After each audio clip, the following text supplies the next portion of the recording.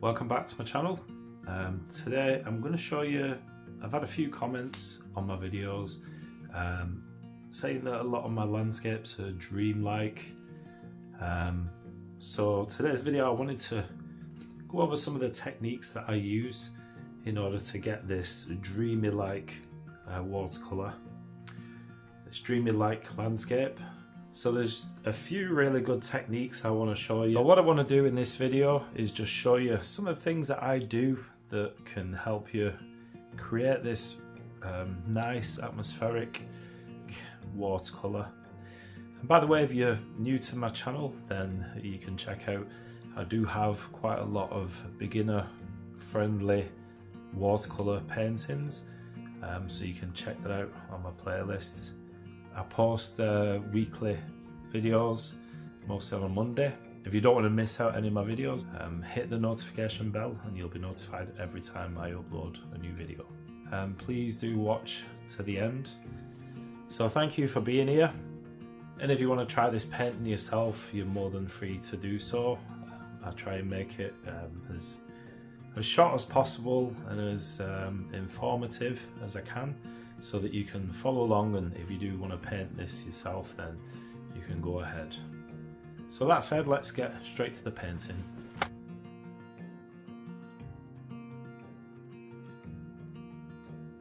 So my first step in this watercolor painting is just to secure my paper to my box easel.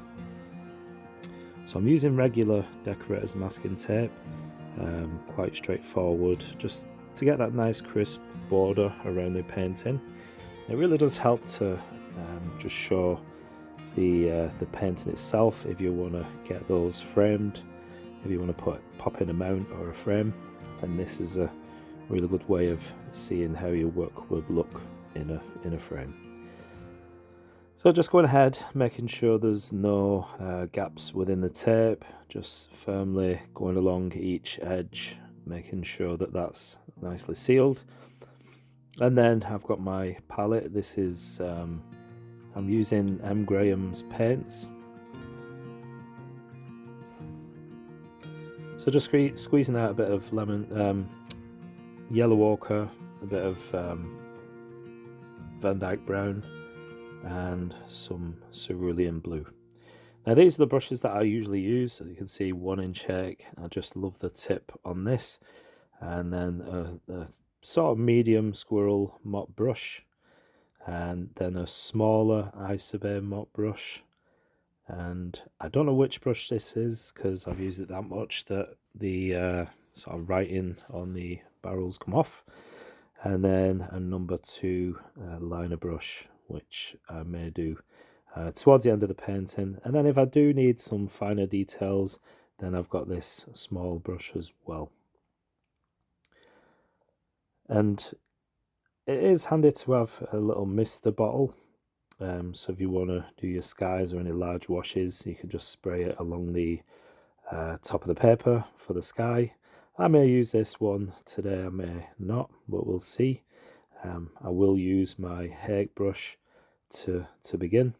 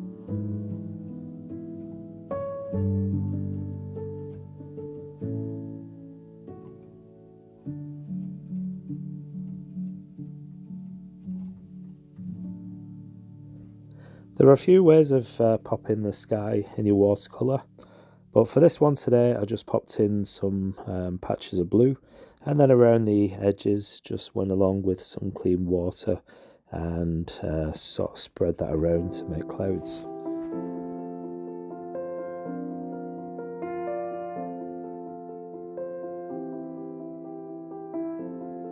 Mix in a little bit of cerulean blue and some of the French ultramarine, as well as some other bits that may be on the palette, just to get the distant mountain.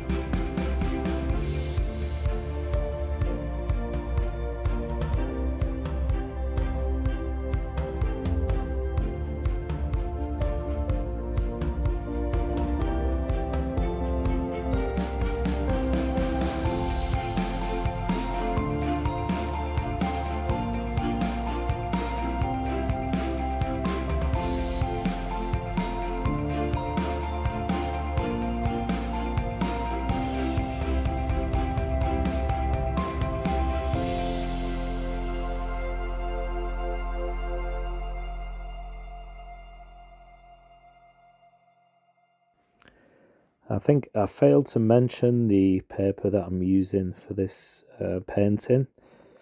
I did actually run out of watercolour paper, so I sort of resorted to using the back of old paintings, which is fine, you can do that, but it's always nice to have a fresh supply of paper.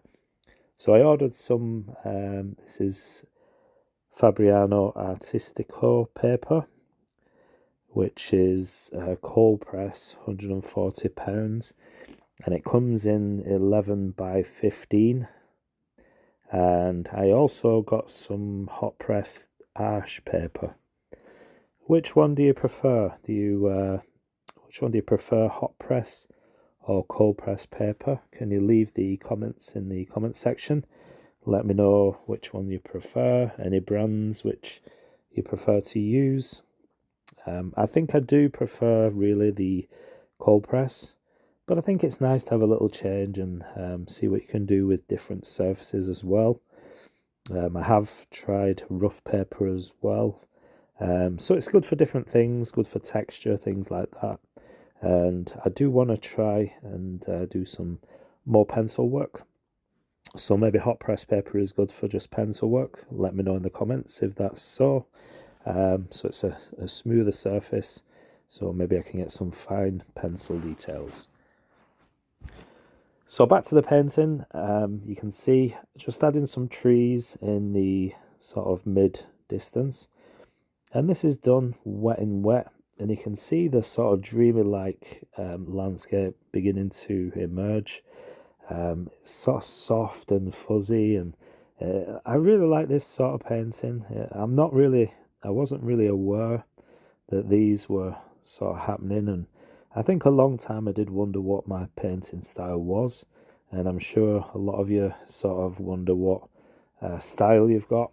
It's not something that you can sort of adapt, it's just something that happens over time as you keep painting, but I do seem to find myself just making these dreamy like landscapes. And you can see wet and wet is quite a nice technique that I like to use, and it does give that soft diffuse sort of edge.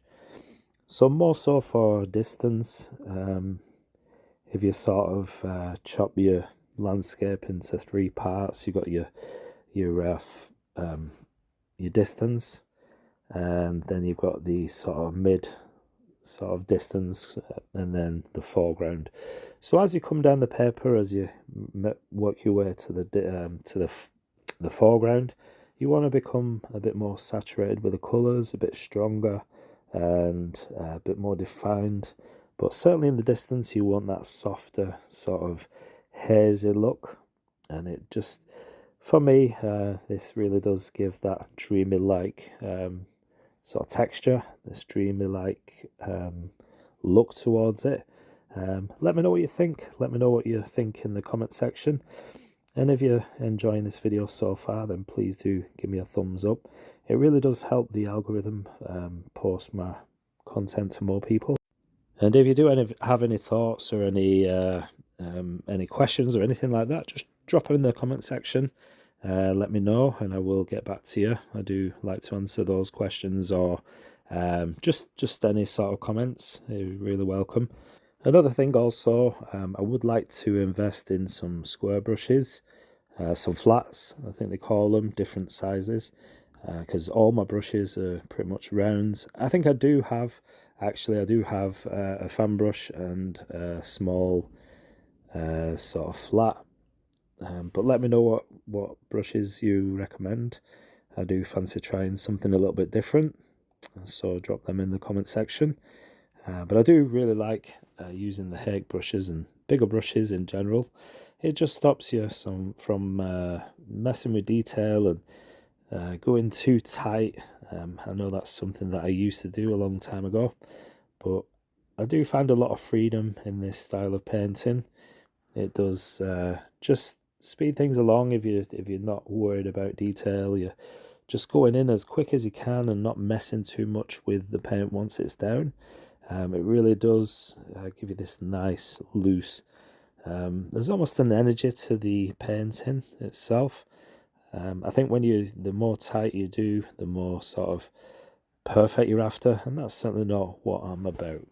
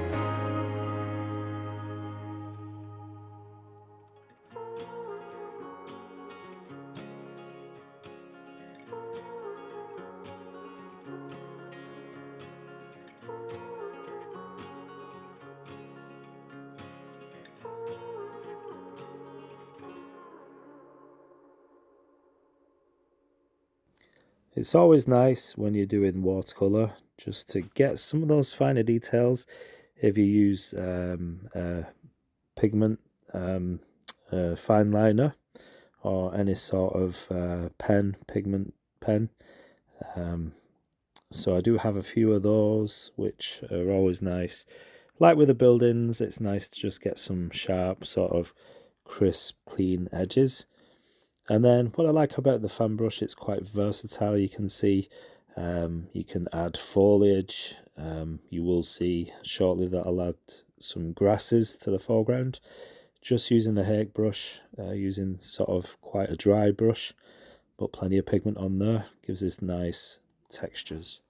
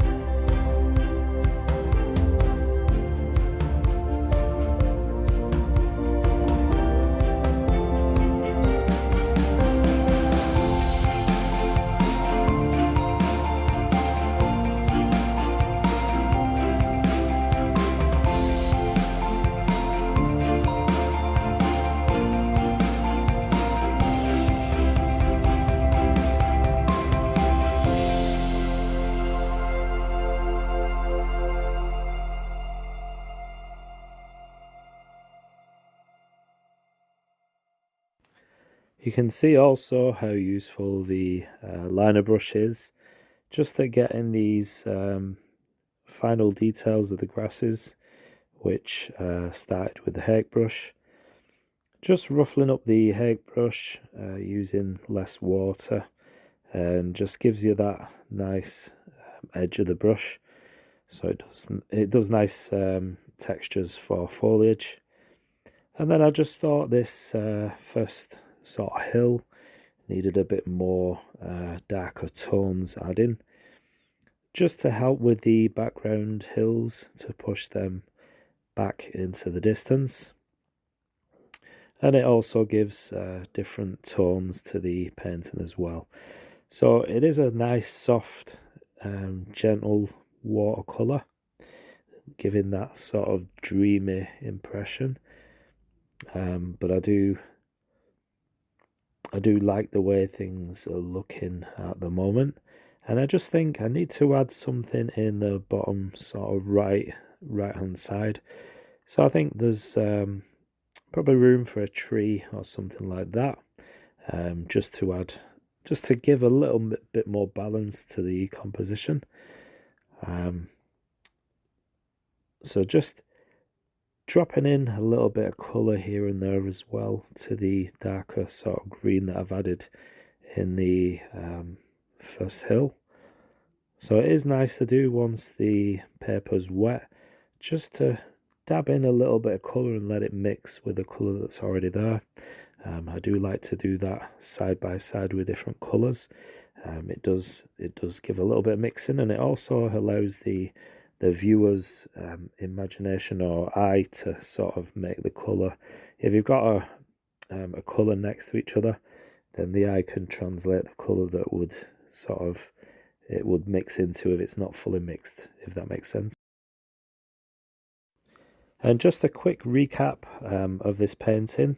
So I started off with a quick loose pencil sketch, just to make sure I know where I'm going, just to give a little bit more structure.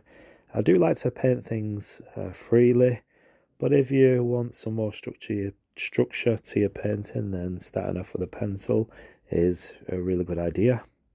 Especially if you've got buildings or something that's in your landscape. And then just so you know that where you're going with the paints, and it's not set in stone, you can either miss things out or you can include things. You can even add things as you go along as well.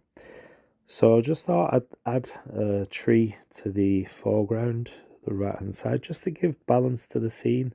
So you got the buildings on the left hand side, and then just in the foreground I wanted to add this tree just to balance things out a little bit. And you can go quite saturated with this because it's closer to us. And then once I pop the tree in, it's nice to sort of plant it to the ground, so I'm just adding that dark line underneath. Sometimes it's nice to take some paint away, give that sort of misty sort of effect, like in the middle of the field behind the tree. It gives the impression of a bit of mist coming over the land, and that adds to the dreamy like landscape. And then as always, I like to pop in a few birds using my fine liner pen. It just gives them more control rather than trying to do it with a brush. And then just to finish off, just want to remove the masking tape. Always pull away from the paint, and then it saves tearing the paper. So that's pretty much it for this week's painting. I hope you like it, this demonstration on how to paint a dreamy landscape. Let me know what you think. Please do give me a thumbs up, and I'll see you in the next video. Take care. Bye bye.